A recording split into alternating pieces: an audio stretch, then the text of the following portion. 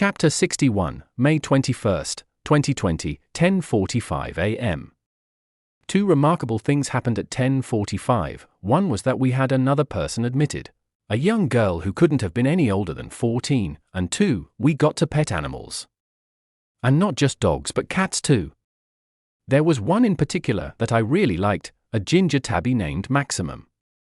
I'd honestly rather have a bunch of cats than $1 million, at least cats don't make you feel lonely. Just the thought of money makes me depressed, it controls the world. You can get away with anything if you have enough dough. That's one thing I like about the Bible, it talks about how destructive greed is. People treat mammon as their god, you know? If I ever won the lottery, I'd give up all my money and go to live in the wild like that Chris McCandless guy, except I'd be smart about it and survive. For one thing, I'd actually buy a fucking map. I'd also buy a Sasquatch suit just to mess with cryptologists. Some moron would record me and claim that I was proof of Bigfoot or some nonsense. People disappoint me so much sometimes. Dude, I know her, Madeline whispered in my ear as I pet the tabby. His purring was beyond relaxing, I'm not sure why, but purring just sounds so good to me. And if only you saw his eyes, they were a brilliant teal, like the ocean really. What's her name? I asked curiously. Kimberly, she's in my English class. I've heard her talk like once in my life. No one knows much about her. Not even the teacher calls on her, she whispered. Well, she's wearing a Motorhead shirt, isn't that the type of stuff you listen to? Yeah, but it would be so awkward to be all like, hey, I know you from English class, she replied with an embarrassed look, shaking her head. We're all friends here, aren't we? I asked half as a joke. I suppose so. I'll be back, I gotta pet this one German shepherd, she said, going off. While she was gone, I looked for Morgan, who was nowhere to be found until I found him flirting with one of the nurses. The amusement I felt from watching him was virtually palpable. You should have seen how smooth he was. He was the offspring of Casanova himself. He called her beautiful in about 1,000 different ways, and she blushed bright crimson each time. At that moment, Kimberly walked up to Max and started petting him behind the ears, startling me. Oh no, act natural. You like cats too? I stupidly asked. She looked at me like I was an idiot at that moment, but nodded her head silently. I decided not to take any more risks by asking stupid questions and moved on to the other pets. I found this beautiful husky with one blue eye and another brown and petted her on her tummy. You should have seen how she reacted. She rolled over like a bale of hay and started panting like crazy.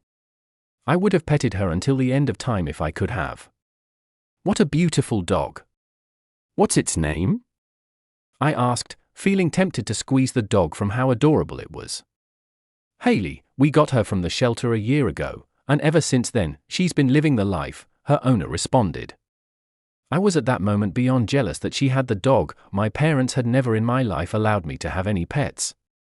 According to them, I was far too easily distracted and could lose the pet easily.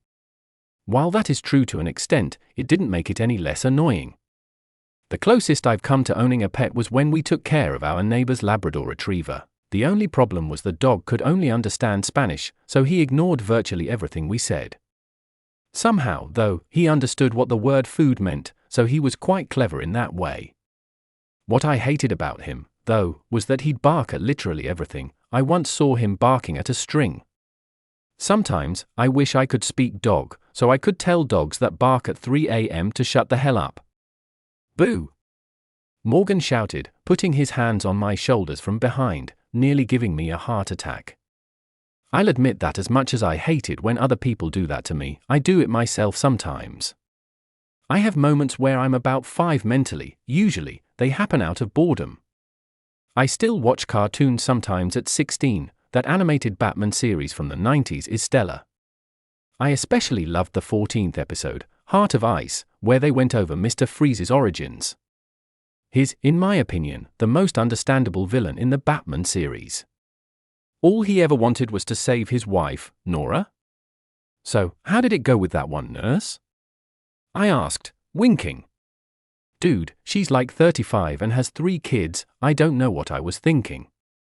Oh, well, Maybe when I'm a year older, he replied, shaking his head.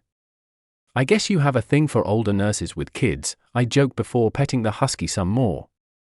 Guess so, he said with an awkward chuckle as he wandered off again. As much as I wanted to pet every dog and cat in the place, they made us leave after only 15 minutes, which was lame. They organized this fantastic group and yet gave us as little time as possible, which I just didn't understand. So many good things are over far too quickly. To this day, I can say that this was by far the best part of my stay at the hospital and the only part that I genuinely enjoyed. After that, everything just got weirder and weirder, and worse and worse. After that, hell came to town.